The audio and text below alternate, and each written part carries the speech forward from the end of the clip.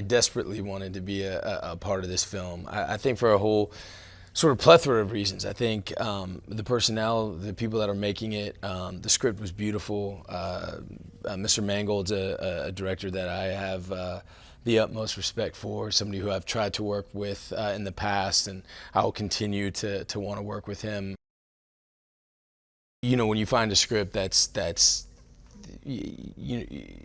captivating, it has the through line of the script and where it goes. It's sort of a beautiful story, and as I was saying before, the themes of friendship and ingenuity and ideas and being bold and being caught between what your job and what people around you expect versus what you know in your heart. I mean, this is sort of like, I mean, it's sort of epic, kind of, timeless themes, and it's all over this. But the script is really funny. It's extremely human, it's a beautiful piece of work.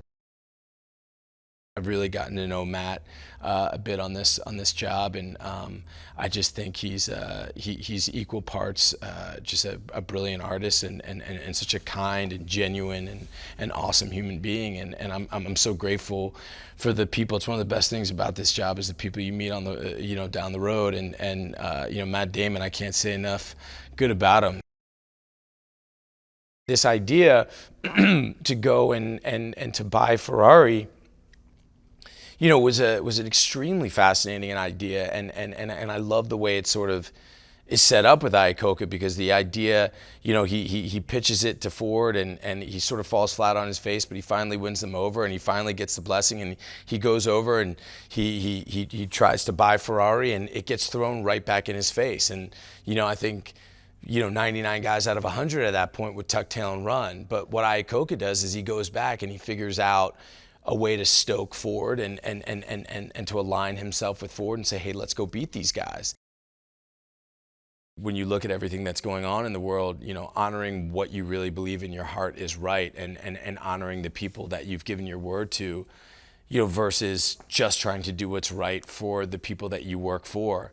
And even if you know that serving your higher-ups is not necessarily doing what they say, but doing what you believe in your heart is right. And it puts people in these sort of crazy, stressful situations. And I think ultimately, the power of friendship and the power of integrity is really what's celebrated in the film.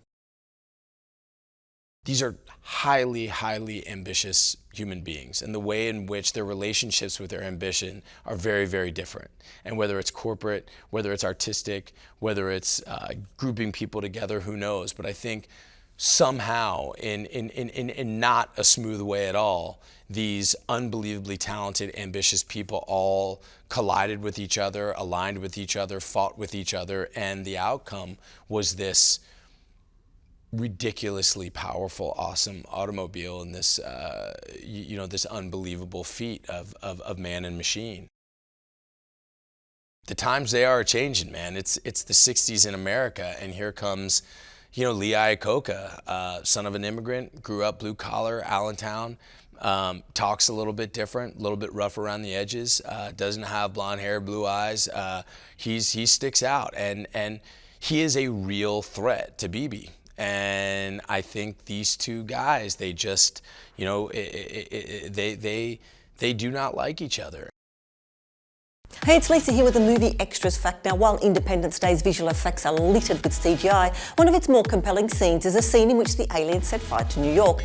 Unlike the rest of the visual effects in the movie, that fire was real. The production team built a model city on a soundstage, installed pyrotechnics underneath, and flipped the city sideways while they lit it on fire. Now, click here below to subscribe, and remember to tap the bell to always receive our videos in your feed.